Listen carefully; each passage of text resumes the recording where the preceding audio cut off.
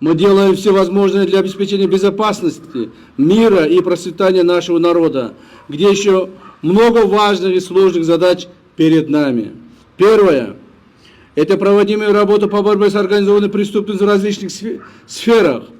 Организованная преступность, как правило, зачастую находится в тени и опасна прежде всего тем, что способствует еще большему распространению коррупции и беззаконию.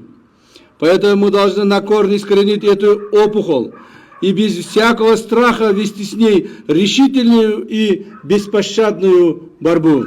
Недавно были разоблачены более 225 государственных служащих различного ранга, которые были тайно связаны с Камчасамбеком, 133 госслужащих, и мафией Раима Матраимова, 92 госслужащих.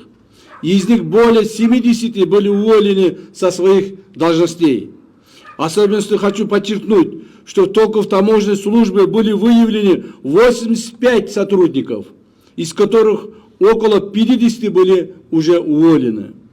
Подобная работа по очищению наших госорганов от нечистоплотных работников будет и дальше вестись во всех сферах жизнедеятельности нашего государства.